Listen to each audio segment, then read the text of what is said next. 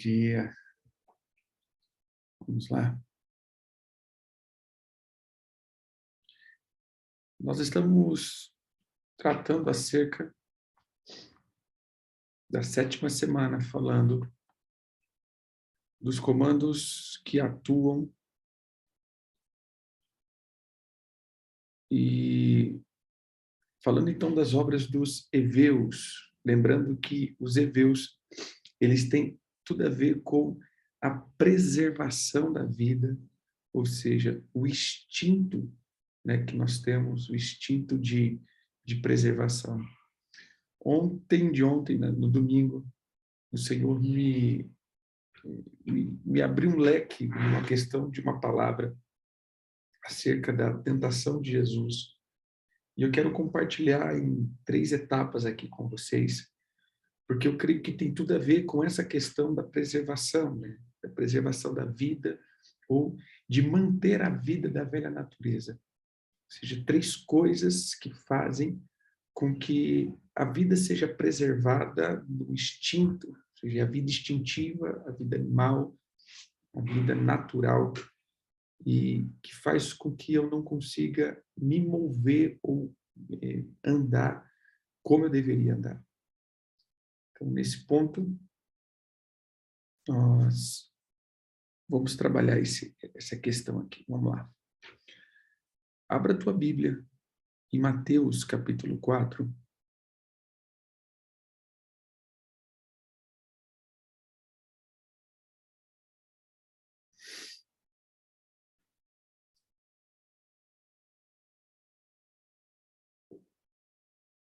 Os 4.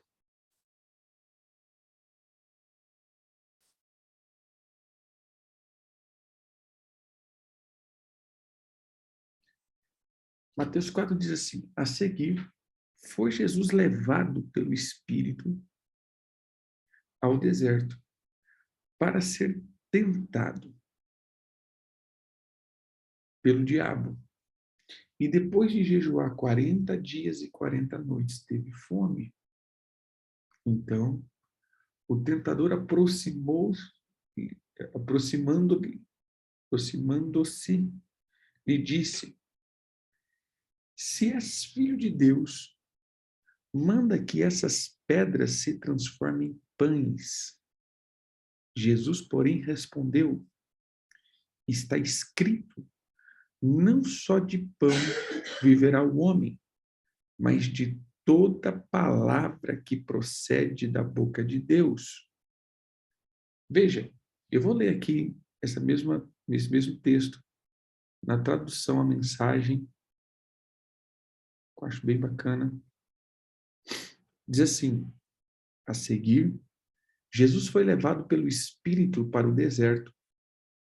Era a hora da prova, e o diabo é quem iria testá-lo. Jesus preparou-se para a prova, jejuando 40 dias e 40 noites. O jejum deixou com muita fome, e o diabo aproveitou-se disso para aplicar a primeira prova. Já que você é filho de Deus, dê a ordem que transformará essas pedras em pães.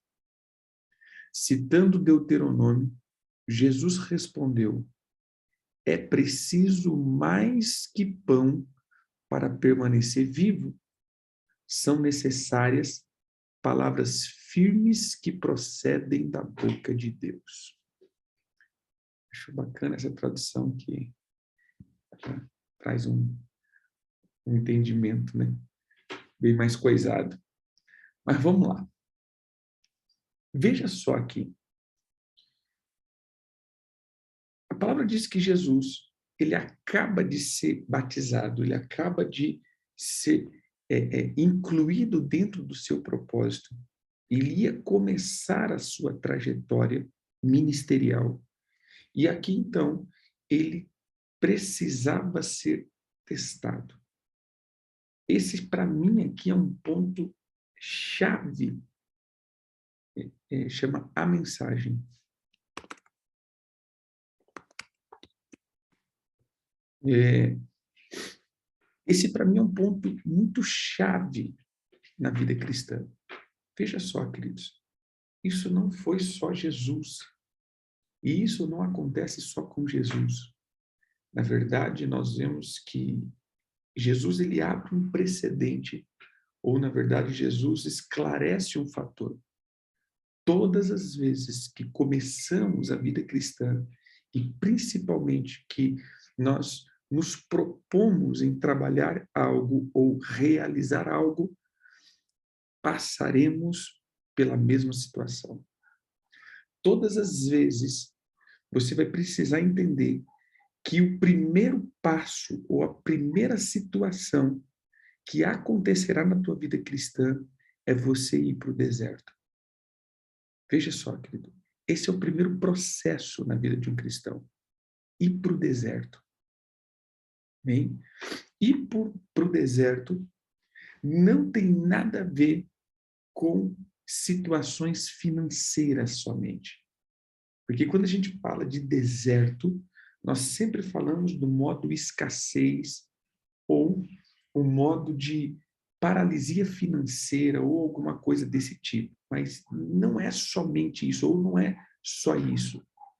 Todas as vezes que você começa a obra, todas as vezes que você começa a dispor, todas as vezes que você começa a caminhar na vida séria com Cristo, todas as vezes que você decide prosseguir em ministério, em uma vida madura com Jesus, você é levado para o deserto.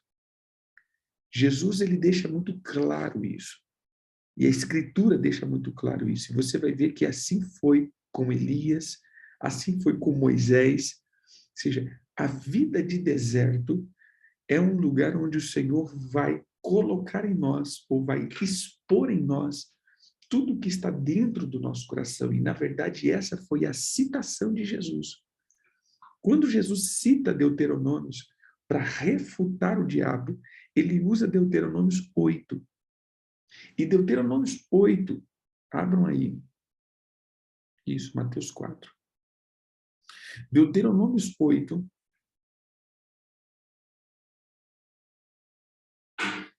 ele começa dizendo isso, verso 1.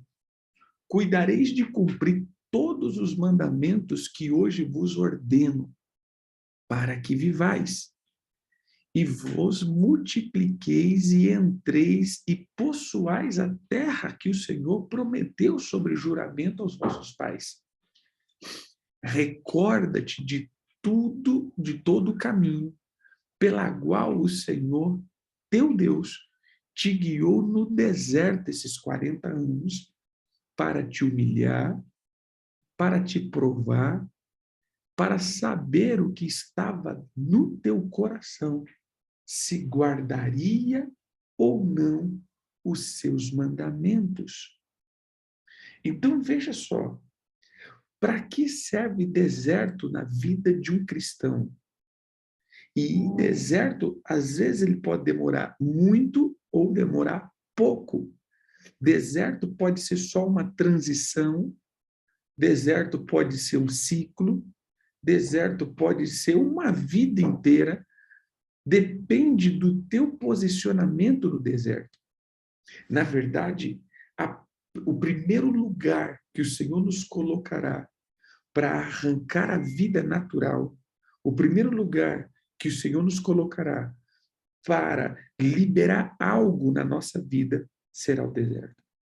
Então entenda, todas as vezes que Deus disser assim, eu creio que muitos de vocês já passaram por isso, né? De repente você tá de boa e recebe uma palavra, e a palavra é: eu vou fazer isso com você, eu vou te abençoar, eu entro na tua causa. De repente tudo piora, né? Aí você fala: meu Deus, Jesus não ia entrar na minha causa.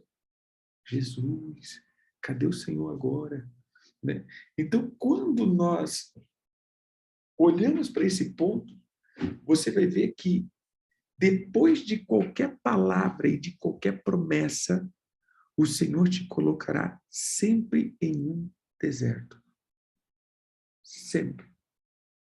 Todos os passos será te colocando no deserto. Para quê? Porque o Senhor não pode liberar nada na nossa vida se nós não entendermos o que está dentro do nosso coração. Veja só, volto de novo para esse texto. Por que o Senhor levou eles para o deserto? Verso 2. Te guiou no deserto esses 40 anos. Primeiro, para te humilhar. A palavra seria isso, afligir, oprimir, para te fazer curvar. Primeira coisa que um deserto produz na vida de um cristão, fazer ele se curvar. Porque no deserto é o lugar onde nós precisamos entender plenamente a dependência total de Deus. Quando entraremos na nossa promessa? Ou quando entraremos num estado de promessa? Veja só, querido. O deserto é a primeira etapa. Depois que eles entram no deserto, começam outras etapas. Depois que eles entraram em promessa, começou um monte de etapas na vida deles. Então, sempre quando nós olhamos para a vida cristã, a gente vai olhar essa trajetória de Israel, saindo do Egito, entrando em Canaã e gerando tudo o que era para ser gerado. Ou seja, o fim de tudo, o governo deles, a vida deles refletiria, por exemplo, a vida no reino, ou seja, o governo de Deus no centro e tudo mais. Mas você vai ver que eles nunca conseguiram colocar isso em prática. E isso só vai ser colocado em prática no milênio, quando Cristo vier ser o rei, organizar tudo. Mas era isso que o Senhor queria. Por que nunca conseguiram fazer isso? Porque a obra de justiça nunca foi plena na vida deles. Porque eles não conseguiram colocar em prática todos os mandamentos do Senhor. Mas voltamos aqui. Primeiro passo, deserto. O que acontece? Primeira questão que o Senhor vai fazer para que você entre naquilo que o Senhor quer que você entre, ou seja, para que você entre na promessa. Volto a dizer, depois que entrar na promessa, tem mais toda uma circunstância. Estou dizendo só para entrar na promessa. Você saiu do Egito.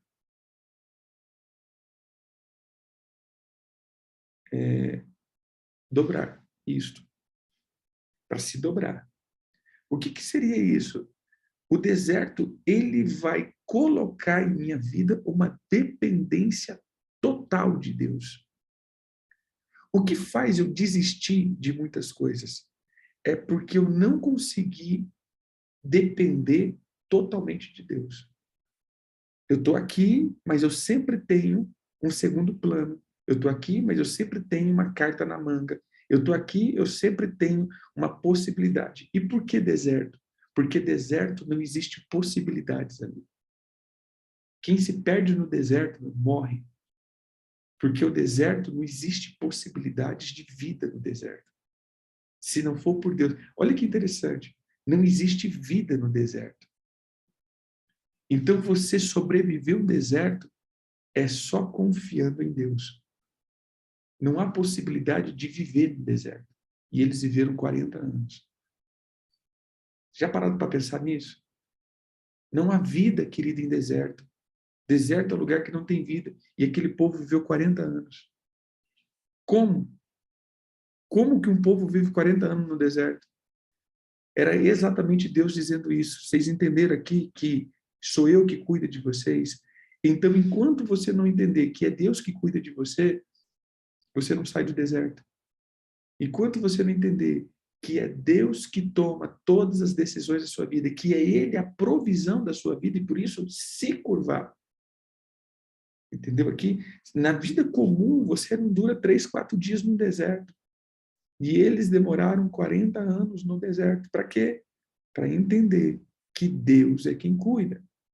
Segunda questão, para provar. A palavra provar aqui seria isso, analisar, testar. Aqui é onde muitas pessoas também erram. Nós queremos entrar em um lugar, falar que estamos fazendo a obra de Deus, mas muitos são reprovados aqui. Quantas coisas! Bom, eu olho para a caminhada no deserto, né? A gente dá risada do que acontece ali. Eu vou dar um exemplo. A ida para Jericó, ou o subir para Jericó. Quando o Senhor diz, sobe para Jericó,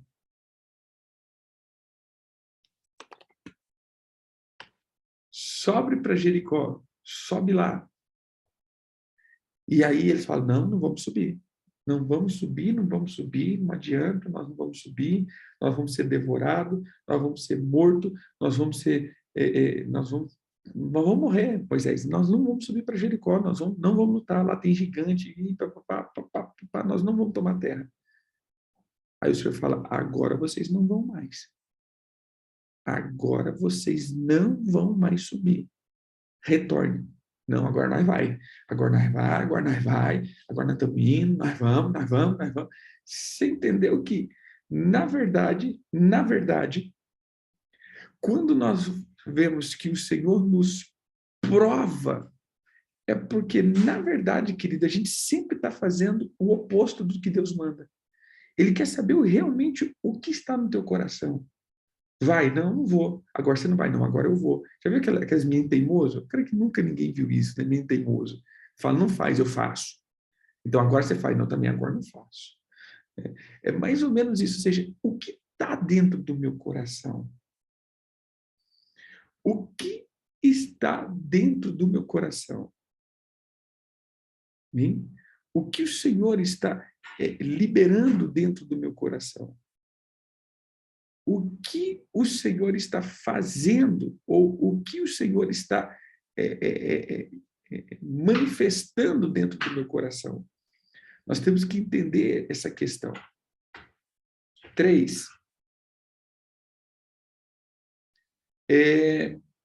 Para saber o que estava dentro do teu coração. Na verdade, seria isso.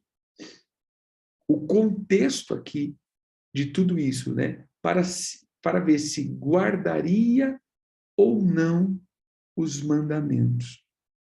Então, esse é um ponto aonde o Senhor está tratando e liberando, na verdade, né? Liberando tudo que está no profundo do meu coração. Então, a obra aqui, que nós precisamos entender, que o deserto ele sempre vai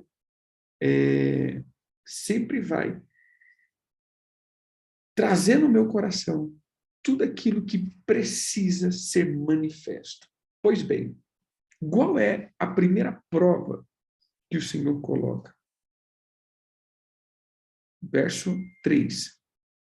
Ele te humilhou e te deixou ter fome e te sustentou com um maná que tu não conhecia, nem os teus pais o conheciam, para te dar a entender que não só de pão viverá o homem, mas de tudo o que procede da boca de Deus. Amém? Vamos pegar esse aqui de novo, esse texto que Jesus coloca. Ele te humilhou e te deixou ter fome e te sustentou com um maná que tu não conhecia, nem os teus pais o conheciam, para te dar a entender que não só de pão viverá o homem, mas de tudo o que procede da boca de Deus. Essa foi a palavra que Jesus ele começa ou ele libera nessa temporada. Imagine, o diabo estava ali, o diabo vem, vê a necessidade de Jesus. Jesus estava 40 dias com fome e, de repente, ele vai lá e libera essa palavra. Qual seria a palavra? O diabo libera, olha, você não está com fome, você não tem fome, cadê o Senhor teu Deus? Faz o seguinte, você não é Deus? Dê jeito Dê jeito na sua vida. Mata a tua fome. E aí o Senhor diz, olha, deixa eu falar uma coisa. Nem só de pão vive o homem, mas de toda palavra que sai da boca de Deus. Olha aqui de novo, verso 3. Ele te humilhou, ele te deixou ter fome, mas ele também te sustentou com um maná que vocês não conheciam. Só para que vocês entendessem que não só de pão viverá o homem, mas de toda palavra que procede da boca de Deus viverá o homem. Então eu vou dizer uma coisa. A primeira coisa que vai trazer o nosso instinto animal é quando as nossas finanças começam a apertar. E era aqui que o Senhor estava dizendo. Todo o nosso sistema de manutenção. Então eu vou dizer algo, querido. Todas as vezes, preste atenção aqui, todas as vezes que você quer se alinhar com Deus, a primeira coisa que vai ser testada é o teu suprimento. Amém? Boa notícia. A primeira coisa que vai ser provada é o teu sistema de suprimento. A primeira coisa que o Senhor vai colocar em prova é se o teu estômago vai falar mais alto do que o Senhor na tua vida. Se as tuas necessidades vão falar mais alto do que o Senhor na tua vida. Se o teu dia a dia econômico vai falar mais alto do que as promessas do Senhor na sua vida. Por isso ele diz, não é só de pão, mas é da voz. Eu não sei se você entendeu isso. Quando o Senhor começa, Jesus agora, estava começando o ministério dele, a primeira coisa que foi para o Beleléu foi o suprimento dele. Eu creio que você já viu um vizinho que aconteceu isso. De repente você fala assim, não sei o que está acontecendo, só foi eu começar a alinhar minha vida, minhas finanças acabou. Só foi eu decidir ser crente de verdade, as coisas começaram a apertar. Antigamente eu pagava minhas contas, agora nem pagar a conta estou pagando mais, né? Só foi entrar no propósito do apóstolo Éder, né? Só foi entrar no propósito, comecei a apóstolo jejuando, apóstolo estou orando, estou lendo Bíblia, apóstolo. Eu não sei o que está acontecendo com o meu dinheiro. Eu sei, querido. Você quer mudança? Você quer realmente entrar no teu propósito? É simples. Você vai ter que entender quem governa a sua vida. Isso é simples. Quem governa a tua vida? Você é governado pelo que você vê ou você é governado pelo Senhor? Quem governa a tua vida? Ou seja, você vai parar porque você não tem dinheiro ou você vai continuar mesmo que você não tenha dinheiro? Você entende o que o Senhor estava dizendo aqui? Não é de pão, mas é das promessas. O Senhor tem uma promessa. Eu sempre costumo ver isso. O Senhor tem promessa, apóstolo. Amém. Promessa tem para todo mundo. Todos viverão a promessa? Não, nem todos. Só aqueles que confiam no Senhor. Veja que o Senhor fez com que esse povo entrasse em Canaã. E Canaã é uma guerra, meu irmão. É uma guerra constante. E como eles venceriam em Canaã? Confiando no Senhor. E qual é a primeira coisa para confiar no Senhor? Quando toca no teu estômago. Quando toca no teu suprimento. Aqui, querido, é a primeira coisa que vai determinar se eu confio em Deus ou não. É quando toca no meu sustento. É quando eu não vejo. Olha o que ele diz. Eu te deixei ter fome, mas eu também te sustentei. Como assim ele me deixou ter fome, mas me sustentou? Que a palavra de nem só de pão vive o homem, ele vem exatamente isso. O texto que Jesus cita para o diabo é exatamente isso, Deuteronômio 8:3. Volta aqui. Ele te humilhou,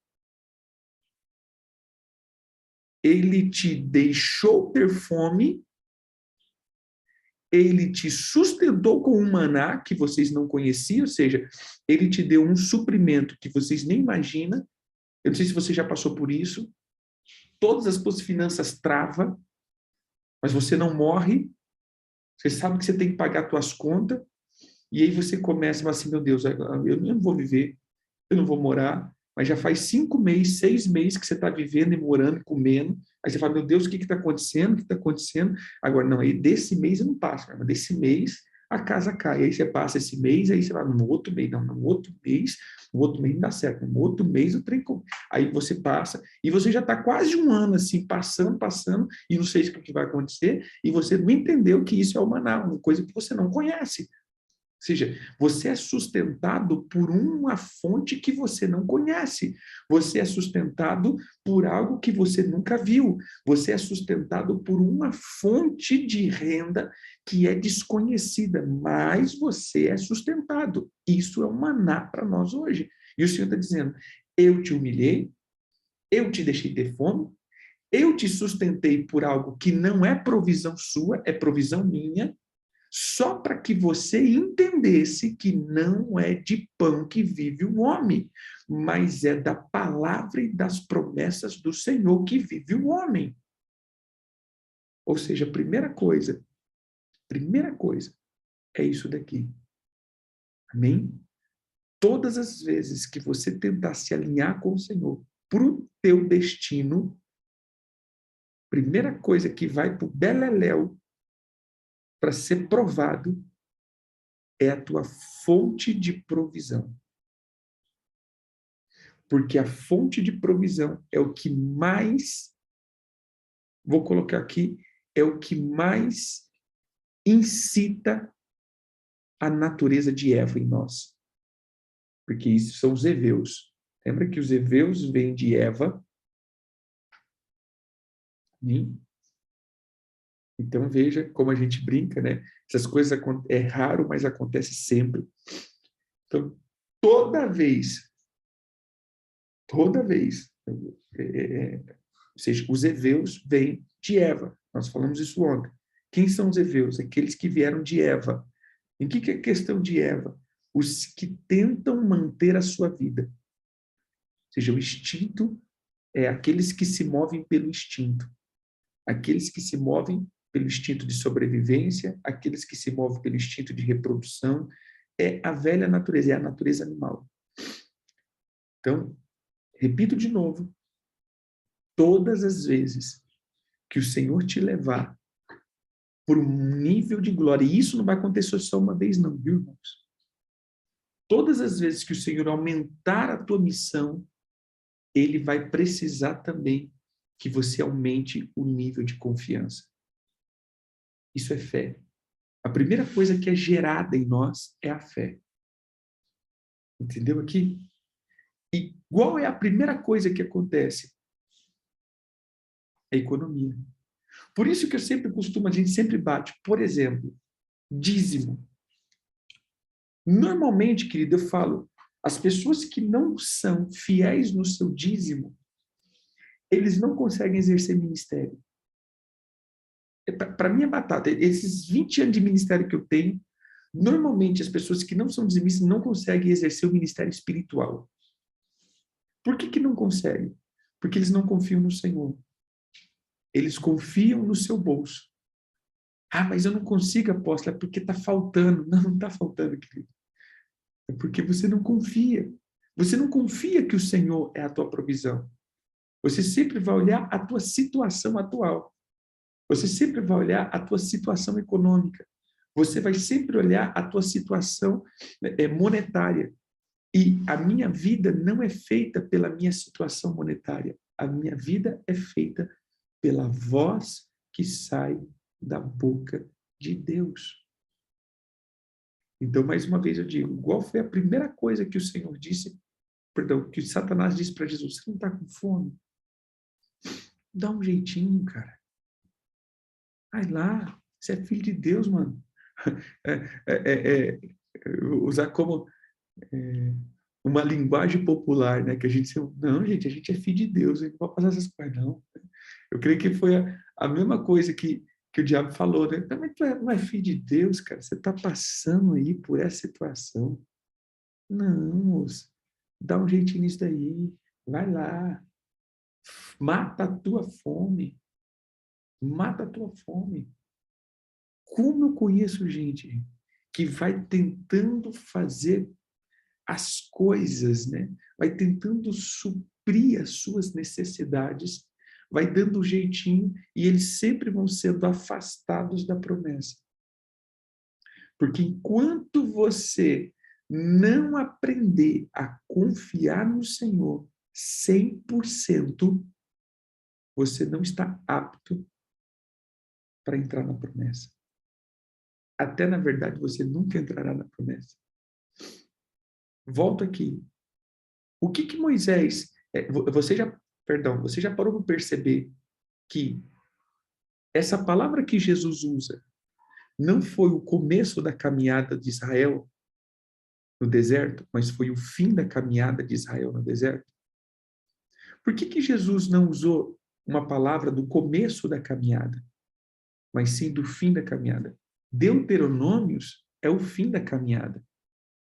O que é Deuteronômios? Deuteronômios é o resumo de 40 anos do povo. Deuteronômios é um resumo. Veja, Êxodo, Levítico, Números, Êxodo, Levítico e Números, esses 3 livros, eles são a caminhada do povo. Mas Deuteronômio já tinha passado 40 anos.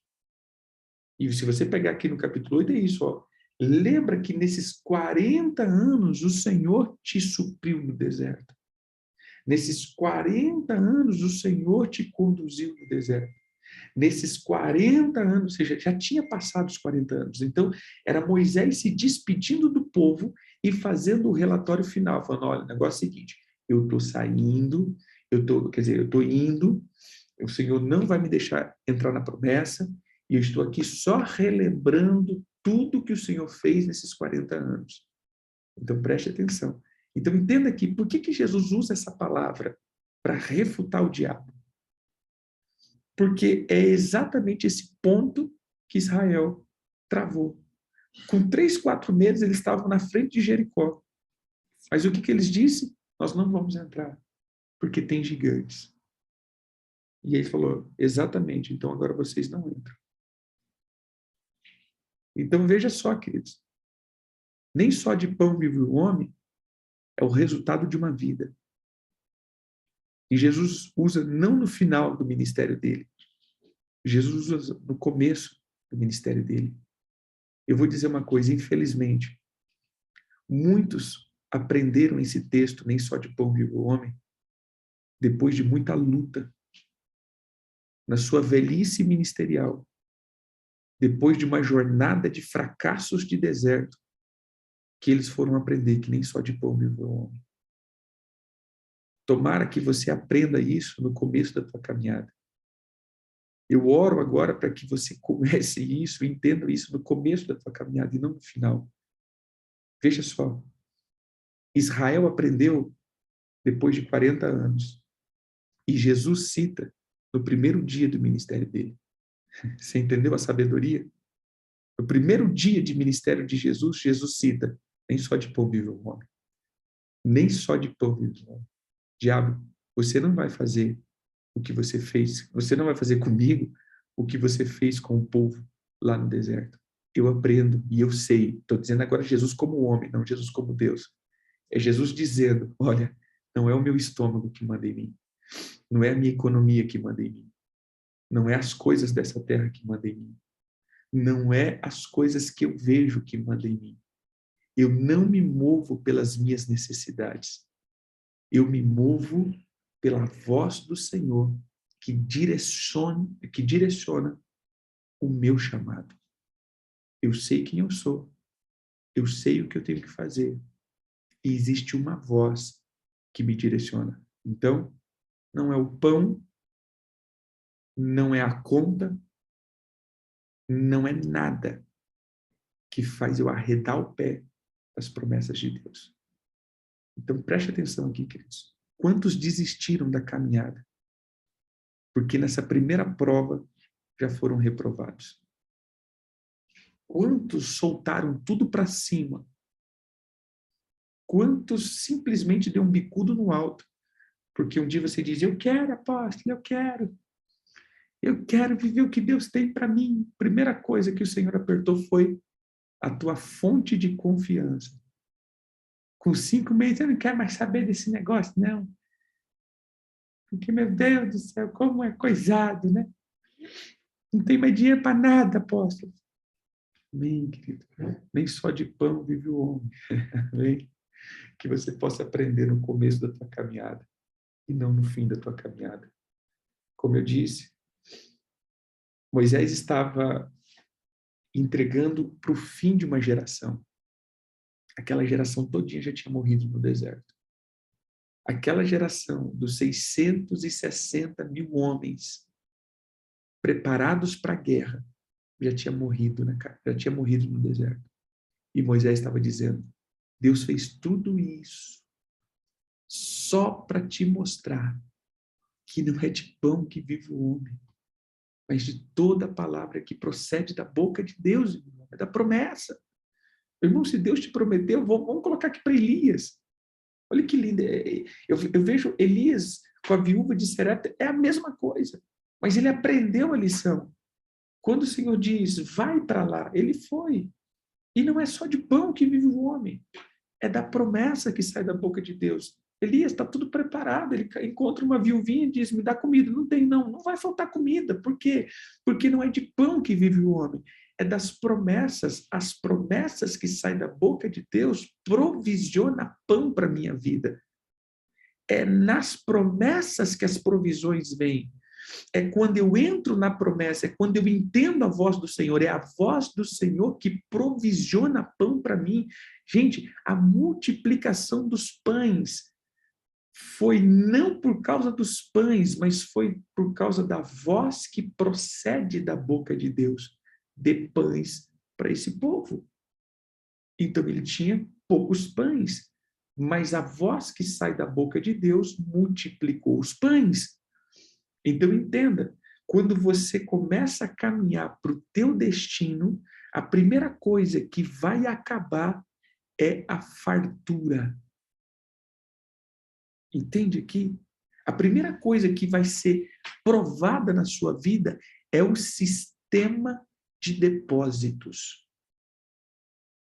Ou seja, a primeira coisa que vai ser destruída na tua vida no começo da tua caminhada para a promessa é o teu sistema acumulador. Você não vai ter acúmulo. Por quê? Porque nós somos apegados igual que é a mente de todo ser humano. Gente, faz uma poupança. Você tem que ter uma poupança. Você sempre tem que ter uma reserva por um tempo de dificuldade na sua vida. Porque o dia que você passar por uma dificuldade, você tem uma reserva que pode suprir a tua vida. Entendeu? Olha a outra palavra. Lance o pão sobre as águas. O que é lançar o pão sobre as águas? É pegar o meu suprimento e lançar sobre as águas. Ou seja, irmão, eu não tenho mais fontes de reserva. A questão aqui é que não é que eu não posso ter, mas o começo da minha caminhada, as minhas fontes de reserva vão ser secadas. Por quê? Porque eu vou ter que aprender que a minha fonte de reserva é Deus. Mesmo que eu tenha milhões na minha conta, as minhas contas e as minhas fontes não serão a minha confiança em tempos de dificuldade. 2, as fontes de reserva. Eu vou dizer uma coisa para vocês, nesses anos que eu caminho no Evangelho, sabe qual que é o pior momento? Não é quando você tem pouco, é quando você tem muito. Eu vou te dizer por quê. Quando você tem pouco, você aprendeu a viver no limite. Né?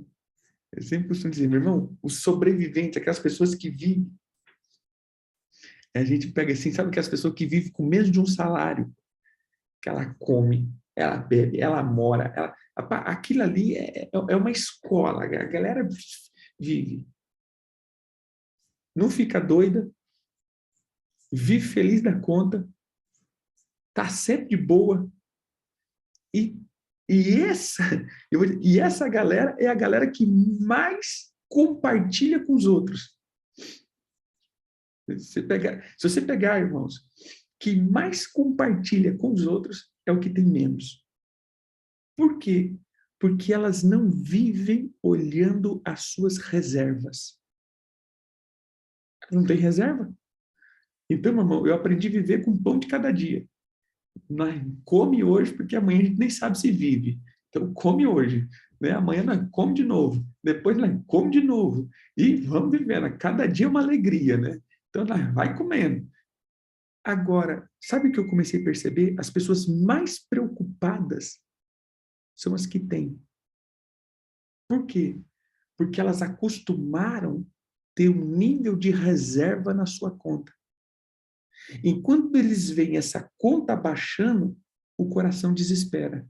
Meu Deus do céu, eu tinha 15 mil na minha conta. Ai, Jesus. Agora só tenho 9 mil. Meu Pai do céu. Ai, Jesus, meu Deus. Mas, peraí. Gente, é quando nós temos mais, esse é o momento que nós mais nos preocupamos. É um trem louco isso. Porque ali a gente fica ansioso e a gente não consegue mais repartir. A gente não consegue mais fazer coisas porque nós sempre estamos olhando as nossas reservas. Não, eu não vou conseguir ser fiel esse mês porque meu pai é minha conta. Eu não vou conseguir fazer isso esse mês por causa da minha conta. Então, mais uma vez eu vou dizer, a primeira coisa que o Senhor vai quebrar na sua vida, para quebrar o instinto animal, para vencer os heveus, é mexer no teu sistema de segurança. É mexer no seu sistema econômico. Para você aprender que não é do teu salário que você vive. Não é da tua economia que você vive. Não é das tuas rendas que você vive. Não é de nada disso que você vive, mas é de toda palavra que sai da boca de Deus é que você vive. São da direção e das promessas. Amém? Deixo isso aqui para você. Que o Senhor te abençoe, que o Senhor te guarde, que o Senhor te fortaleça, que o Senhor te prospere. E se você está passando por esse tempo da primeira prova, que você seja aprovado e que você aprenda no começo da tua caminhada como Jesus aprendeu. Israel aprendeu depois de 40 anos. Jesus, no primeiro dia, ele já tinha aprendido que a confiança não está na sua fome. Não deixe com que o teu estômago, não deixe que com o teu bolso, não deixe que os teus sonhos determine a tua caminhada. Você quer realmente viver os sonhos de Deus? Não deixe que isso determine a tua caminhada. Não é de pão que você vive, é da voz do Senhor. Amém? Às vezes o Senhor te deu show ter fome, às vezes o Senhor te proveu com coisas que você nunca pensou, às vezes o Senhor te humilhou, está te humilhando, só para você entender que tudo isso faz parte do conquistar o que o Senhor tem para você. Que o Senhor te abençoe em nome de Jesus e vamos quebrar essa vida natural em nome de Jesus. Deus abençoe, queridos. Fiquem com Deus. Shalom, shalom.